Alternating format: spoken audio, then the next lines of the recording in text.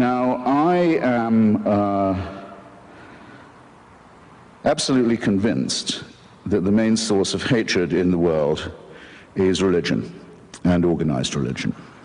Absolutely convinced of it. And I think it should be religion treated with ridicule and hatred and contempt. And I claim that right. So when I say, as the subtitle of my book, that I think religion poisons everything, I'm not just doing what publishers like and coming up with a provocative subtitle. I mean to say it infects us in our most basic integrity. It says we can't be moral without Big Brother, without a totalitarian permission. It means we can't be good to one another. It means we can't think without this. We must be afraid. We must also be forced to love someone who we fear. The essence of sadomasochism. The essence of abjection. The essence of the master-slave relationship. And that knows that death is coming and can't wait to bring it on. I say this is evil. And though I do some nights stay home, I enjoy more the nights when I go out and fight against this ultimate wickedness and ultimate stupidity. Is it not the case that the spread of Christianity, about which you spoke so warmly and affectingly in your opening remarks, attributing it to the innate truth of the Bible story, was spread by that means, or because the Emperor Constantine decided to make Christianity the official religion of the Roman Empire? Which, in your view, contributed more to the spread of the faith? The Holy Spirit. I rest my case. You give me the awful impression, I hate to have to say it, of someone who hasn't read any of the arguments against your position ever. So what if God actually exists, sir? Would he not have been good to you? No. He wouldn't. Because if that were true, it would mean that I had an eternal supervising parent who would never die and let me get on with my life, never let me grow up, would keep me under surveillance. But you have, sir. And supervision every minute of my life, but you constantly asked me to be thanking and praising him. Yeah, I think it would that be wasn't part of the it would be scenario. like living in North Korea. I think it would be a horrible outcome. Well, not sure that God is Kim Jong-il, but what if what I said is true? Well, ask Kim Jong-il, he has a different opinion. Let's say that the consensus is that our species, we being the higher primates, Homo sapiens, has been on the planet for at least 100,000 years. In order to be a Christian, you have to believe that for 98,000 years, our species suffered and died, most of its children dying in childbirth, most other people having a life expectancy of about 25, dying of their teeth, famine, struggle, bitterness, war, suffering, misery, all of that. For 98,000 years, heaven watches it with complete indifference. And then 2,000 years ago thinks, that's enough of that, it's time to intervene. The best way to do this would be by condemning someone to a human sacrifice somewhere in the less literate parts of the Middle East. Let's appeal to the Chinese, for example, where people can read and study evidence and have a civilization. Let's go to the desert and have another revelation there. This is nonsense. It can't be believed by a thinking person. If it was true, it would have two further implications. It would have to mean that the designer of this plan was unbelievably lazy and inept, or unbelievably callous and cruel and indifferent and capricious. And that is the case with every argument for design and every argument for revelation and intervention that has ever been made. All of this could be part of a plan. There is no way an atheist can prove it's not. But it's some plan, isn't it, with mass destruction, pitiless extermination, annihilation going on all the time, and all of this set in motion on a scale that's absolutely beyond our imagination, in order that the Pope can tell people not to jerk off. In his comment, one of the few he's made, on the institutionalization of rape and torture and maltreatment of children in Catholic institutions, he has said, it's a very severe crisis which involves us, he said, in the following: in the need for applying to these victims the most loving pastoral care. Well, I'm sorry. They've already had that. The rape and torture of children is not something to be relativized. It's not something to be excused as a few bad priests. It's the crime that cries out for punishment. It's the thing that if we were accused of on this side of the House, we would die rather than admit. And if we were guilty of it, would kill ourselves. Your view would be the same as mine, that child sacrifice is reprehensible, would it not? Did Abraham think child sacrifice was an okay idea? He obeyed God and God intervened. The ultimate question is, does God think child sacrifice, since he sent his own son to be the ultimate sacrifice? Well, he appears to be in favor of it. He does appear to be in favor of it, but in context. You and I agreed that we were not. I'm asking.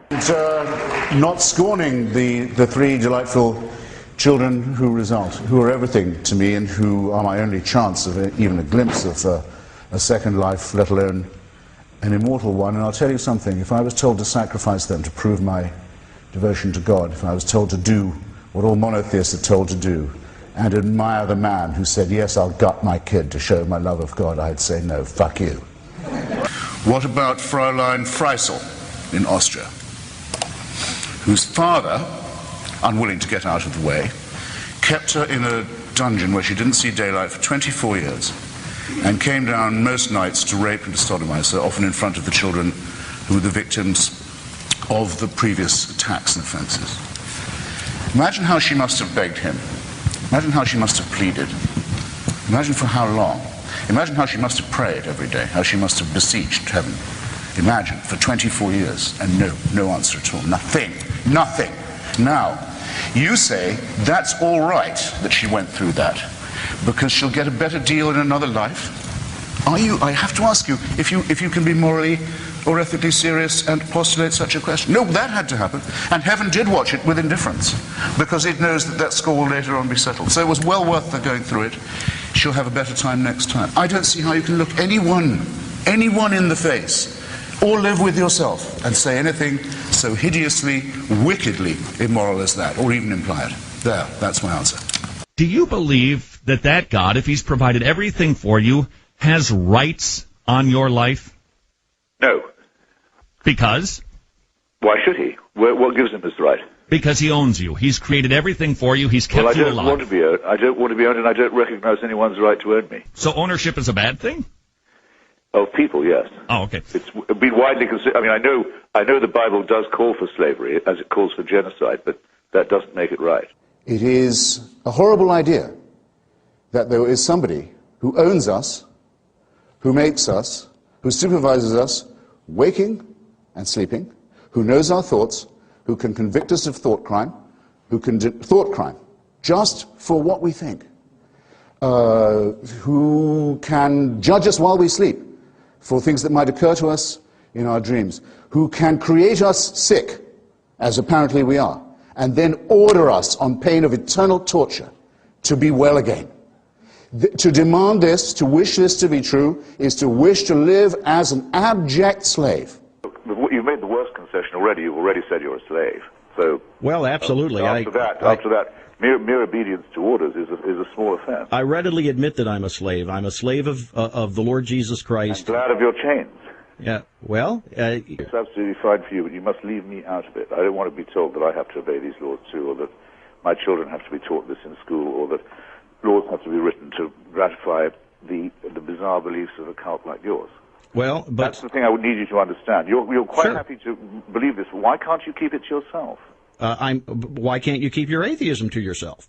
Because the religious won't allow me to. Because every time I open the paper, there's another instance of theocratic encroachment on free society, which I won't put up with which I will not put. Well, that's clear. What about the most important minority in the history of the world? Those who have never believed in God, those who believe that an ethical life is possible without religion. We have to be insulted and outraged every day by what we see and what we read. By slaughter and murder. Slaughter and murder and barbarism and insult and superstitious nonsense. We do not reply in kind. We don't say, we'll go and kill you if you go on insulting us like this. Do we get no credit for saying this? When has anyone ever said, what's it like to be insulted as someone who thinks that civilization's a real thing? Why is it always interfaith? Why is it always interdenominational? Why can't we say that all of these cults are equal and equivalent glimpses of the untrue? I know what's coming. I know no one beats these odds. And it's a matter of getting used to that and growing up and realizing that you're expelled from your mother's uterus as if shot from a cannon towards a barn door studded with old nail files and rusty hooks. It's a matter of how you use up the intervening time in an intelligent and ironic way, and try not to do everything ghastly to your fellow creatures. I think it will one day be admitted with shame that it might have been in error to say that AIDS is bad as a disease, very bad, but not quite as bad as condoms are bad, or not as immoral in the same way. I say it in the presence of His grace, and I say it to His face. The preachings of His church are responsible for the death and suffering and misery of millions of His brother and sister Africans, and He should apologize for it. He should show some shame. There's another immoral injunction. Go love your own enemies. Don't be loving mine. My enemies are the theocratic fascists. I don't love them. I want to destroy them. For condemning my friend Stephen Fry for his nature. For saying you couldn't be a member of our church. You're born in sin. He's not being condemned for what he does. He's being condemned for what he is. You're a child made in the image of God. Oh, no, you're not. You're a faggot. And you can't join your church and you can't go to heaven. This is disgraceful. It's inhuman. It's obscene. And it comes from a clutch of hysterical, sinister virgins who've already betrayed their charge in the children of their own church. I would posit to you, Christopher, that there is no fundamental difference between what the Israelites did to the Amalekites and their surrounding neighbors or enemies than what the United States did justly in going into Iraq. Whether we did it principally for moral reasons, it certainly had a moral... Can you possibly for 1 second be morally serious as a human being and say that? Well, yes, I can. We fulfill what Iraqis did we exterminate? What Iraqis did we enslave? What Iraqi virgins did we keep for our soldiers, having killed the rest of their families? Well, what are you talking about, sir? But That's Listen, what I said. You took up all the time for my answer with your long, rather unlettered question. Oh. If you want to get good people to do wicked things, you need religion. What do I mean by that? I mean to say that who, when they see a newborn baby arriving in their life, if anyone's ever thought, even myself, well, maybe there is something to this. Look at the perfection of this little bundle. But they said, I tell you what, though, before we go any further, we need to get a sharp knife or a stone from somewhere and start hacking away at the genitalia of this little bundle. Because if we don't, we won't be doing God's will. Now, no moral person would do such a thing unless they thought it was divinely warranted. Christopher, I've got to call you down on referring to circumcision as genital mutilation. My son cried more at his first haircut than he did at his bris. And statistically... You weren't doing it right then. Statistically, the only long-term effect that it seems to have on people is it increases their chances of winning a Nobel Prize. I can't find the compulsory mutilation of the genitals of children a subject for humor in that way, or flippancy in that way. What if a Muslim was to say to you just now, my little girl cried more at her first haircut than when I cut off her clitoris? What would you think of me if I was to say such a disgusting thing? That a person as humane as yourself can sit here and think of that as a fit subject for humor shows what I mean. Religion makes morally normal people say and do disgusting and wicked things, and you've just proved my point for me. Well, I want to make it clear in our closing moments here, Christopher. I don't consider you an enemy. I don't consider you... But I'm very sorry to hear that. Well, I know, because you want me to be your enemy. Excuse me, you are my enemy. Well, but you're not my enemy. How you can figure that? No, because I don't feel a need to have to silence Christopher Hitchens. Oh, well, you don't have a chance of doing that. I don't mean that at all, but I mean your preachments are evil and they're a direct threat to the survival of civilization. So if you don't consider me an enemy, you don't know an enemy when you see or hear one. The argument for theism, that not only can we establish this prime mover's existence, but we can show by some form of induction that he intervenes in wars, that he answers prayers, that he cares who we sleep with and in what position, what food we eat and on what days, is a ridiculous proposition.